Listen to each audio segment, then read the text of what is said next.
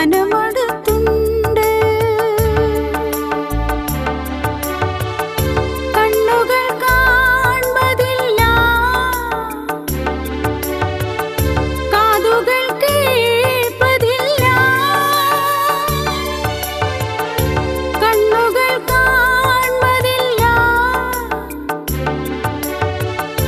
കാതുകൾ കേൾപ്പതില്ല. ഒരു ഹൃദയത്തിലും അത് തോന്നിയിട്ടില്ല.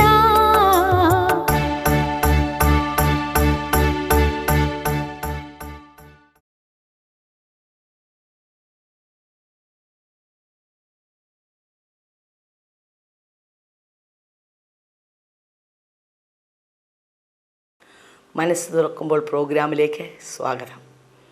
പലപ്പോഴും പല കുടുംബങ്ങളിലും സമൂഹത്തിലും അവഗണിക്കപ്പെടുന്ന വ്യക്തിയാണല്ലോ സ്ത്രീ. എന്നാൽ ഒരു സാമർത്ഥ്യമുള്ള സ്ത്രീയെക്കുറിച്ച് ബൈബിൾ പറയുന്നത് അവളുടെ വില മുത്തുക്കളിലും ഏറുമെന്നാണ്. ബാല്യത്തിൽ മാതാപിതാക്കൾക്ക് വാത്സല്യമുള്ള മകൾ, പിന്നീട് ഭാര്യ, മരുമകൾ, മാതാവ്, അമ്മായിയമ്മ, വല്യമ്മച്ചി, ഇങ്ങനെ പോകുന്നു സ്ത്രീയുടെ വിവിധ റോളുകൾ. എന്നാൽ ഇത്തരം അവസ്ഥകളിലൂടെ കൂടിയൊക്കെയും കടന്നു പോകുമ്പോൾ അനേക അനുഭവങ്ങളിലൂടെ, കണ്ണുനീരിൻ്റെ അവസ്ഥകൾ കൂടെ ഒക്കെയും അവൾ കടന്നു പോകേണ്ടി വരുന്നു. എങ്കിൽ തന്നെയും ഇതൊക്കെയും മനസ്സ് പതറാതെ, സമനില തെറ്റാതെ ജയകരമായി എപ്രകാരം തരണം ചെയ്യാമെന്ന് ജീവിത നൗകയിൽ തുഴഞ്ഞു മുന്നേറിയ അനേക വനിതകൾ മനസ്സ് തുറക്കുമ്പോൾ എന്ന പ്രോഗ്രാമിലൂടെ പ്രേക്ഷകർക്കായി പങ്കുവയ്ക്കുന്നു. ഈ അനുഭവങ്ങൾ കണ്ണുനീരിൽ കൂടെയും ഇടറുന്ന കാലുകളോടെയും ഭാവിയെക്കുറിച്ച് യാതൊരു പ്രത്യാശയുമില്ലാതെ പകച്ചു നിൽക്കുന്ന എൻ്റെ പ്രിയ പ്രേക്ഷകരിൽ അനേകർക്ക് ഒരാശ്വാസമായും മാർഗദർശിയായും തീരട്ടെ എന്ന് ആത്മാർത്ഥമായി പ്രാർത്ഥിച്ചുകൊള്ളു. മനസ്സ് തുറക്കുമ്പോൾ പ്രോഗ്രാമിലേക്ക് സ്വാഗതം. ഇന്നത്തെ നമ്മുടെ അതിഥിയായി കടന്നു വന്നിരിക്കുന്നത് എൽസി ബാബു എന്ന പ്രിയ സഹോദരിയാണ്. താൻ 22 ദീർഘവർഷങ്ങൾ ഗൾഫിൽ ജോലിയായിരുന്നു. അവിടെ വെച്ച് ക്യാൻസർ രോഗബാധിതയായി തീരുകയും ഡോക്ടർമാരാൽ മരണത്തിനു വേണ്ടി വിധി എഴുതപ്പെടുകയും ചെയ്ത അവസരത്തിൽ യേശുക്രിസ്തുവിൽ കൂടെ അത്ഭുതകരമായ രോഗസൗഖ്യം പ്രാപിച്ച തൻ്റെ ജീവിതാനുഭവങ്ങൾ തൻ്റെ നാവിലൂടെ നമുക്ക് കേൾക്കാം. ആയിരിക്കുന്നവനും ആയിരുന്നവനും വരുവാനിരിക്കുന്നവനുമായ കർത്താവിൻ്റെ ധന്യനാമത്തിൽ നിങ്ങൾക്കെല്ലാവർക്കും സ്നേഹവന്ദനങ്ങൾ. കർത്താവ് എത്ര പരിശുദ്ധനാണ്, എത്ര നിത്യനാണ് എന്ന് രുചിച്ചറിയുവാൻ കേൾക്കണം കർത്താവ് എനിക്കിടയാക്കി തന്നതിനാൽ ഞാൻ നന്ദി പറയുന്നു. എൻ്റെ പേര് എൽസി, എൻ്റെ ഹസ്ബൻഡിൻ്റെ പേര് ബാബു. എനിക്ക് 2 ആൺകുട്ടികളും 1 പെൺകുട്ടിയാണ്. എല്ലാവരുടെയും വിവാഹം കഴിഞ്ഞു. എല്ലാവർക്കും 2 മക്കളുമുണ്ട്. എൽസിയുടെ വീട് എവിടെയാണ്? എൻ്റെ വീട് നേറ്റീവ് പ്ലേസ് മല്ലപ്പള്ളി മോഡയിൽ എന്ന് പറയും. പോത്തച്ചൻ എന്ന് പറഞ്ഞ ആളുടെ കൊച്ചുമകളാണ്. അവിടെ പറഞ്ഞാൽ എല്ലാ ഉപദേശിമാരും ബിഷപ്പുമാരും എല്ലാവരും ഞങ്ങളുടെ വീട്ടിൽ വന്ന് താമസിച്ചിട്ടുള്ളതാണ്. കുടുംബത്തിലായിരുന്നു. CSI കുടുംബമായിരുന്നു. അങ്ങനെ കർത്താവ് എല്ലാം കൊണ്ടും അതിയായി സ്നേഹിച്ചിരുന്ന കുടുംബമാണ്. പക്ഷേ എന്തോ എങ്ങനെയോ ഞാൻ കത്തോലിക്ക കുടുംബത്തിലാണ് എന്നെ കല്യാണം കഴിപ്പിച്ചത്. അങ്ങനെ ഞങ്ങൾ കാത്തലിക് ബാക്ക്ഗ്രൗണ്ടിലാണ് ജീവിച്ചു വന്നിരുന്നത്. ഹസ്ബൻഡ് എന്താണ് ജോലി? ഹസ്ബൻഡ് അക്കൗണ്ടായിരുന്നു. ഇവിടെ ഗൾഫിലായിരുന്നു. മക്കളും എല്ലാവരും ഗൾഫിലായിരുന്നു. കർത്താവ് എനിക്കിത് ചെയ്തു തന്ന ഉപകാരത്തിന് എത്രയെത്ര സ്തുതിച്ചാലും മഹത്വപ്പെടുത്തിയാലും അതൊരു അധികപ്പറ്റായി തീരുകയില്ല. ദൈവസ്നേഹം വർണ്ണിക്കുവാൻ വാക്കുകൾ പോരാ. കർത്താവികർത്തൻ എനിക്ക് ചെയ്ത ഓരോ കാര്യങ്ങൾ ഓർത്താൽ ഞാൻ ഒന്നുമില്ല. യഹോവ എന്നെ അതികഠിനമായി ശിക്ഷിച്ചുവെങ്കിലും എന്നെ മരണത്തിന് ഏൽപ്പിച്ചില്ല. കർത്താവ് വരുവാൻ താമസിക്കുന്നതിനാൽ ഞാൻ എന്ന ഒരു മഹാഭാവിയും കൂടെ രക്ഷപ്പെടുവാൻ കഴിഞ്ഞു. എപ്പോഴും നമ്മൾ ചോദിക്കും, ലോകം അവസാനിക്കുന്നില്ലേ, ലോകം എന്നാ അവസാനിക്കാത്ത എന്താണ്? ആ ലോകം അവസാനിച്ചിരുന്നു എങ്കിൽ ഞാൻ ഒരിക്കലും ഈ ലോകത്തിൽ നിന്നും രക്ഷപ്പെടുമായിരുന്നില്ല. എൻ്റെ കർത്താതികർത്തൻ രാജാതിരാജാവ് എനിക്ക് ചെയ്ത കൃപകളെയും കരുണകളെയും വർണ്ണിച്ചാൽ ഞാൻ എന്തുമാത്രം ഞാൻ ഈ ജീവിതം മുഴുവൻ വർണ്ണിച്ചാൽ തന്നെയും മതിയാകുകയില്ല. 2000 ഞാൻ എൻ്റെ മോൻ്റെ മാരേജിന് വേണ്ടിയിട്ട് തൃശ്ശൂർ വന്ന് ജനുവരിയിൽ തിരിച്ചു വന്ന് ഫെബ്രുവരി ജോയിൻ ചെയ്തു. മാർച്ച് ഫസ്റ്റ് വീക്ക് ആയപ്പോഴേക്കും എൻ്റെ അനിയത്തി അമേരിക്കയിൽ നിന്ന് ഫോൺ ചെയ്ത് പറഞ്ഞു, അമ്മാമയ്ക്ക് മാരകമായ എന്തൊരു അസുഖം പിടിപെട്ടിട്ടുണ്ട്, കർത്താവ് അതിൽ നിന്നും വിടുതൽ തന്നു, ആ വിടുതലിന് വേണ്ടി എന്ത് ചെയ്തു എന്നും ചോദിച്ചു.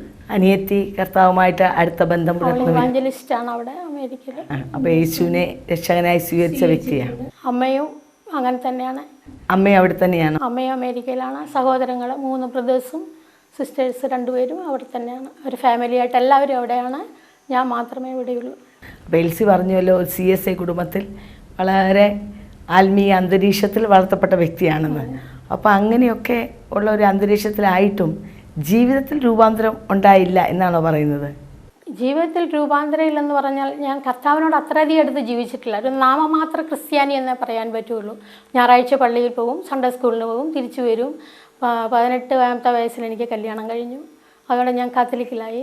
പിന്നെ അവിടെ വലിയ ബൈബിൾ വായന അങ്ങനെയൊന്നുമില്ല. ഈ പറഞ്ഞ പോലെ ഒരു നേർച്ചെത്തിക്കൽ പോലെ പള്ളിയിൽ പോകും, കുർബാന കാണും, തിരിച്ചു വരും, അങ്ങനെയൊക്കെ ആയിരുന്നു. അപ്പോൾ യേശുവിനെ കുറിച്ച് ബുദ്ധിയിൽ അറിയാമായിരുന്നുവെങ്കിലും ഹൃദയത്തിലേക്ക് അനുഭവം വന്നിട്ടില്ല. പലരും സാക്ഷിക്കുമ്പോഴും ഞാൻ വിചാരിക്കും ഇത് വെറുതെ സാക്ഷ്യം ഉണ്ടാക്കി പറയുന്നതാണ്. പല ഉപദേശിമാരും പ്രസംഗിക്കുമ്പോഴും പല മിറക്കിൾസും ഒക്കെ പറയുമ്പോഴും ഞാൻ അങ്ങനെയാണ് വിചാരിച്ചിരുന്നത്. ഇവരെല്ലാം എന്തൊക്കെയോ ഒരു കാര്യസാധ്യത്തിന് വേണ്ടി പറയുകയാണ്. അല്ലെ ഉപദേശിമാരൊക്കെ വീട്ടിൽ വന്ന് പ്രസംഗിക്കുമ്പോൾ എൻ്റെ വലിയപ്പച്ചൻ പൈസയൊക്കെ കൊടുക്കുന്ന കണ്ടിട്ടുണ്ട്. അപ്പം ഞാൻ വിചാരിച്ചിട്ടുണ്ട് ഈ പെന്തിക്കോസുകാരൊക്കെ പ്രസംഗിക്കാൻ വരുന്ന ഇങ്ങനെ പൈസയ്ക്ക് വേണ്ടി വരിക, അങ്ങനെയൊക്കെ ധരിച്ചു വെച്ചിരുന്നത്. അപ്പോൾ ആ ക്രിസ്തീയ കുടുംബത്തിൽ ജനിച്ചുവെങ്കിലും ക്രിസ്തു ഹൃദയത്തിൽ വന്നില്ലെങ്കിൽ ഒരു പ്രയോജനവുമില്ല അല്ലേ? കൊച്ചുനാളിലെ ഞാൻ എൻ്റെ ഹൃദയം കർത്താവിനായിട്ട് കൊടുത്തിരിക്കുന്നു എന്നെല്ലാം പറയുമായിരുന്നു. ഷെഡിൽ നിന്ന് അപ്പച്ചൻ പറയിപ്പിക്കുമായിരുന്നു എല്ലാവരെയും കൊണ്ട്. അങ്ങനെയൊക്കെ ചെയ്തിട്ടുണ്ടെന്നല്ലാതെ കർത്താവ് ഇങ്ങനെ ഇന്നത് ചെയ്യും, അല്ല അങ്ങനെ രക്ഷിക്കും എടുക്കും. അതും കർത്താവ് 2000 കൊല്ലത്തിന് മുമ്പ് ജനിച്ച കർത്താവ് ഇപ്പോൾ എന്ത് ചെയ്യാനാ? ആദ്യമൊക്കെ കുരിശിൻ്റെ ഇതൊക്കെ വേഗം കരയുമായിരുന്നു. പിന്നെ കരച്ചിലില്ലാതായി. ഞാൻ വിചാരിച്ചു കർത്താവ് 2000 വർഷം മുന്നേ മരിച്ചതിന് ഇപ്പം ഞാനെന്തിനാ കരയുന്നത് എന്നുള്ളൊരു ഭാവമായിരുന്നു എനിക്ക്. അപ്പം അങ്ങനെയാണെങ്കിൽ അങ്ങേ വീട്ടിലെ കാർത്തിയാനിയുടെയും ശങ്കരൻ്റെയും മകനും ഇങ്ങേ വീട്ടിലെ ചാക്കോച്ചൻ്റെയും മറിയാമ്മയുടെ മകനും ഒരുപോലെ മാത്രമേ ഉള്ളൂ അല്ലേ? ഈ 2 പേരും യേശുവിനെ രക്ഷകനായി സ്വീകരിച്ചാൽ 2 പേരുടെയും ജീവിതം രൂപാന്തരപ്പെടും, അല്ലെങ്കിൽ 2 പേരും ഒരുപോലെ നഷ്ടപ്പെടും. അങ്ങനെ കർത്താവ് മാർച്ചിലാണ് ഞാൻ ചെക്കപ്പ് ചെയ്യുന്നത്. അപ്പോൾ ഡോക്ടർ പറഞ്ഞു നീ വണ്ണം കൂടിയിട്ടാണ്, സ്റ്റെയർ കേസ് കയറി ഇറങ്ങാൻ പറഞ്ഞു, അല്ല കിഡ്നി സ്റ്റോൺ ആയിരിക്കും, സിട്രസോടെ എല്ലാം തന്നു വിട്ടു. അപ്പോൾ എൻ്റെ പ്രോപ്പർ ചെക്കപ്പ് ചെയ്യുന്നത് എൻ്റെ സ്റ്റാഫ് ഡോക്ടർ ലീവിലായിരുന്നു. ഡോക്ടർ തിരിച്ചു വന്നപ്പോൾ എന്നോട് എക്സ്റേ എടുക്കാൻ പറഞ്ഞു, അബ്ഡോമിനൽ എക്സ്റേ എടുക്കാൻ പറഞ്ഞു. എക്സ്റേ എടുത്തപ്പോൾ റേഡിയോളജിസ്റ്റ് എന്നോട് പറഞ്ഞു നിൻ്റെ വയറ്റിലൊരു പുക പോലെ മാത്രമേ കാണാനുള്ളൂ, പിന്നെ അതുകൊണ്ട് ഇനി സ്കാൻ ചെയ്യുന്നതായിരിക്കും നല്ലതെന്ന് പറഞ്ഞു. അങ്ങനെ ഡോക്ടർ മാർച്ച് 27 ഒരു സ്കാൻ ചെയ്യാൻ വേണ്ടി പറഞ്ഞു. സ്കാൻ ചെയ്തപ്പോൾ എൻ്റെ ഓവറി 2ഉം അങ്ങ് ബൾജ് ചെയ്തിട്ട് ഒരു ലെഫ്റ്റ് സൈഡിൽ 14 സെൻറ്റിമീറ്ററും റൈറ്റ് സൈഡിൽ 17 സെൻറ്റിമീറ്റർ ആയിരുന്നു. ലെഫ്റ്റ് സൈഡിലെ ഓവറി പൊട്ടി വയറ് മുഴുവൻ സ്പ്രെഡായിരുന്നു, ബ്ലഡായിരുന്നു, ഡെഡ് ബ്ലഡ്. അതുകൊണ്ടാണ് അവർക്ക് എക്സ്റേ എടുത്തപ്പോൾ ഒന്നും കാണാൻ പറ്റാഞ്ഞത്. അങ്ങനെ ഓവറി പ്രസ് എനിക്ക് 2 ആഴ്ച കഴിഞ്ഞപ്പോഴേക്കും ഒരു യൂറിൻ ട്രബിൾ പോലൊക്കെ തുടങ്ങി. എന്നാൽ അത്ര വേദനയൊന്നുമില്ല, ഓവർഫ്ലോ പാസ് ചെയ്യുമായിരുന്നു, അങ്ങനെയായിരുന്നു. അങ്ങനെ സിട്രസോടെ എല്ലാം കഴിച്ച് അങ്ങനെ കഴിഞ്ഞപ്പോൾ ഡോക്ടർ ഇത് ഓവറിയിൽ ക്യാൻസർ ആയിരിക്കാമെന്നാൽ അവർക്കൊരു സൂചന ഉണ്ടായിരുന്നു. അതനുസരിച്ച് ഒരു ഓൺകോളജി ഡോക്ടേഴ്സ് എല്ലാം എന്നോട് വന്ന് പറഞ്ഞു ഇങ്ങനെ നിന്നെ ഓപ്പറേഷൻ ചെയ്യുന്നുണ്ട്, എല്ലാ ഗുണങ്ങളും ദോഷങ്ങളും എല്ലാം എന്നോട് വിസ്തരിച്ച് പറഞ്ഞായിരുന്നു. അപ്പോൾ തന്നെ എൻ്റെ വീട്ടിൽ എൻ്റെ ഹസ്ബൻഡും പിള്ളേരും എല്ലാം എന്നെ വെല്ലൂരോ ബോംബെക്കോ എവിടെയെങ്കിലും കൊണ്ടുപോകാന്നുള്ള പ്ലാനായിരുന്നു. പക്ഷേ എൻ്റെ മനസ്സിൽ പറഞ്ഞു ഞാനൊരു നാമമാത്ര ക്രിസ്ത്യാനിയായി ജീവിച്ചുകൊണ്ട് എനിക്ക് ദൈവം ഒരിക്കലും രക്ഷ തരില്ല, ഞാൻ ദൈവത്തെ അടുത്ത് ജീവിച്ചിട്ടില്ല, ദൈവത്തെ അറിഞ്ഞിട്ടില്ല, വെറുതെ പള്ളിയിൽ പോകും പ്രാർത്ഥിക്കും എന്നിവരെ ശരിക്കും ഒരു നാമമാത്ര ക്രിസ്ത്യാനിയായിരുന്നു ഞാൻ. അപ്പോൾ എനിക്ക് ഒരിക്കലും ജീവിതത്തിൽ രക്ഷയുണ്ടെന്ന് ഞാൻ സ്വപ്നത്തിൽ പോലും വിചാരിച്ചില്ല. അങ്ങനെ ഞാൻ അതിയായി വിഷമിച്ചു, ഭയങ്കര വിഷമത്തിലായിരുന്നു, ചിന്തയിലായിരുന്നു. അങ്ങനെ ഡോക്ടർ ഓപ്പറേഷൻ ഫിക്സ് ചെയ്തു April 8. അങ്ങനെ ഓപ്പറേഷൻ ഫിക്സ് ചെയ്ത് തലേ ദിവസം ഞാൻ കിടന്ന് ഇങ്ങനെ പദം പറയാൻ തുടങ്ങി, കർത്താവേ ഞാൻ ഇനി എന്ത് ചെയ്യും, ഞാൻ ഇനി കതിരെ കൊണ്ട് വളം വെച്ചിട്ട് എന്ത് ചെയ്യാനാണ്, എനിക്കിനി ജീവനിൽ രക്ഷയില്ലെന്ന് ഞാൻ ഉറപ്പിച്ചു പറഞ്ഞു. കർത്താവേ ഞാൻ ഇനി എന്ത് ചെയ്യും, കർത്താവിനോട് പ്രാർത്ഥിച്ചാൽ കർത്താവ് എനിക്ക് നിന്നെ കാണണ്ടെന്ന് പറയുമായിരിക്കും, നീ എന്നോടൊന്നും പറയണ്ട, നീ ഇത്ര കാലം എന്നെ അന്വേഷിച്ചില്ലല്ലോ എന്നൊക്കെ പറയുമായിരിക്കും എന്നൊക്കെ വിചാരിച്ചു. അങ്ങനെ വളരെ വിഷമത്തിലിരിക്കുമ്പോൾ രാത്രിയിൽ അതിഗംഭീരമായ ഒരു ശബ്ദം എന്നോട് നീ എന്തിനാണ് ഭയപ്പെടുന്നത്? നിനക്ക് ഞാനില്ലേ? നീ എന്താണ് നിനക്ക് വേണ്ടി പ്രാർത്ഥിക്കാത്ത? ആ സമയം എൻ്റെ അമ്മയും സഹോദരങ്ങളും എല്ലാം ഫാസ്റ്റിംഗ് പ്രയർ കേൾക്കുന്നവരും നോർത്ത് ഇന്ത്യയിൽ ഞാൻ അറിയാത്ത ആൾക്കാരെല്ലാം എനിക്ക് വേണ്ടി ഭയങ്കര പ്രയറായിരുന്നു. അതുപോലെ ഞങ്ങളുടെ റൂമിൽ ഹോസ്പിറ്റലിൽ എല്ലാവരും വട്ടം ഇരുന്ന് നാനാവിധ ജാതിക്കാരും മതസ്ഥരും എല്ലാവരും ഹിന്ദുക്കളും മുസ്ലിങ്ങളും എല്ലാം കൈകോർത്ത് പിടിച്ചിരുന്ന് പ്രാർത്ഥനയായിരുന്നു എൻ്റെ ആരോഗ്യത്തിന് വേണ്ടി. ഞാൻ ആ കൂട്ടത്തിൽ പോയിരുന്നല്ലാതെ എനിക്കൊരു വിശ്വാസം എന്ന് പറയുന്നതില്ലായിരുന്നു ഞാൻ രക്ഷപ്പെടുമെന്ന്. അങ്ങനെ അത്ര പ്രാർത്ഥനയായിട്ടും കൂടി എനിക്ക് അങ്ങോട്ട് ദൈവത്തിലോട്ട് അടുക്കാൻ പറ്റുന്നില്ല. എനിക്ക് എന്നെ പിശാചങ്ങ് കെട്ടിയിട്ടിരിക്കുകയായിരുന്നു, ഒരു തരത്തിലും അഴിക്കാൻ പറ്റാത്ത വിധത്തിൽ. ആ ചിന്ത തന്നെ പിശാചിൽ നിന്ന് വരുന്നതാണ്. നിനക്കൊരിക്കലും രക്ഷയില്ല, നീ ദൈവത്തിൽ നിന്ന് അന്യപ്പെട്ട് ജീവിച്ചു, ദൈവം നിൻ്റെ പ്രാർത്ഥന കേൾക്കുകയില്ല എന്ന് പറയുന്ന പിശാചിൻ്റെ ഏറ്റവും വലിയ അടവാണ്. ഇത് കേട്ടുകൊണ്ടിരിക്കുന്ന പ്രേക്ഷകർ ആരെങ്കിലും അങ്ങനെ ചിന്തിക്കുന്നുണ്ടെങ്കിൽ ഒരിക്കലും ദൈവം നമ്മളെ തള്ളിക്കളയുന്ന ദൈവമല്ല. നാം അങ്ങോട്ട് കയറി സ്നേഹിക്കുന്നില്ല, കർത്താവ് നമ്മളെ സ്നേഹിക്കുന്നതാണ്. ദൈവത്തിന് നമ്മളിങ്ങനെ വായിക്കുന്നുണ്ട്, സ്വന്തം പുത്രനെ ആദരിയാതെ നമ്മൾക്ക് എല്ലാവർക്കും വേണ്ടി ഏൽപ്പിച്ച് തന്നവൻ അതോടുകൂടെ സകലവും നൽകാതിരിക്കുമോ? നാം അങ്ങോട്ട് സ്നേഹിക്കുകയില്ല, കർത്താവ് നമ്മളെ ഇങ്ങോട്ട് സ്നേഹിക്കുന്നു. അത് നാം അവന് വേണ്ടി എന്തെങ്കിലും ചെയ്തതുകൊണ്ടല്ല അവൻ നമ്മെ സ്നേഹിക്കുന്നത്. ഈ പ്രിയ എൽസി പറഞ്ഞതുപോലെ താൻ കർത്താവിൽ നിന്ന് ദൈവത്തിൽ നിന്ന് വളരെ അന്യപ്പെട്ട് ജീവിച്ചിട്ടും തൻ്റെ ആവശ്യത്തിൻ്റെ മധ്യത്തിൽ താൻ തകർന്നിരുന്ന അവസരത്തിൽ കർത്താവായ യേശു തന്നോട് പറയുന്ന സന്ദേശം, ഞാൻ നിന്നോട് ഇല്ലേ, നീ എന്തിനാണ് ഭാരപ്പെടുന്നത്? അതാണ് കർത്താവ് നമുക്ക് വേണ്ടി ചെയ്യുന്നത്. അവൻ നമ്മളെ ആരെയും തള്ളുന്ന ദൈവമല്ല, അവൻ നമ്മെ സ്നേഹിക്കുന്നവനാണ്. പലപ്പോഴും അവൻ്റെ സ്നേഹം നമുക്ക് മനസ്സിലാക്കാൻ കഴിയുന്നില്ല. He's right there beside us. ദൈവത്തിൻ്റെ വചനത്തിൽ നാം ഇങ്ങനെ വായിക്കുന്നു, കഷ്ടങ്ങൾ അവൻ ഏറ്റവും അടുത്ത തുണ. He's A very present help at every need. നമ്മുടെ ആ കഷ്ടതയുടെ മധ്യത്തിൽ നമ്മുടെ ഭർത്താവിനോ ഭാര്യയ്ക്കോ മക്കൾക്കോ ഒക്കെ ഹെൽപ്പായിരിക്കാൻ കഴിയും, but never A very present help. ഏറ്റവും അടുത്ത തുണയായിരിക്കാൻ നമ്മുടെ കർത്താവിന് മാത്രമേ കഴിയുള്ളൂ എന്നുള്ളതിൻ്റെ ഒരു വലിയ തെളിവാണ് ഈ എൽസിയുടെ സാക്ഷ്യം. അപ്പോൾ ആ വലിയ ശബ്ദം രാത്രി ഞാൻ കിടന്നുറങ്ങുമ്പോൾ മനസ്വസ്ഥതയില്ലാതെ, കർത്താവെ ഇനിയിപ്പോൾ ഈ കതിരെ കൊണ്ട് വളം വെച്ചിട്ട് ഞാൻ എന്ത് ചെയ്യാനാണ്?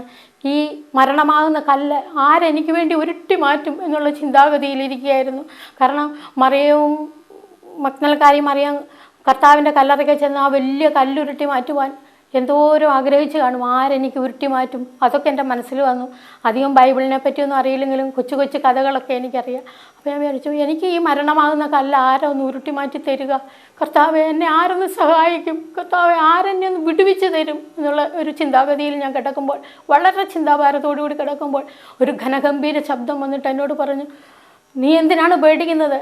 നിനക്ക് ഞാനില്ലേ? നീ എന്തിനാണ് പേടിച്ചുകൊണ്ടിരിക്കുന്നത്? നീ എന്താണ് നിനക്ക് വേണ്ടി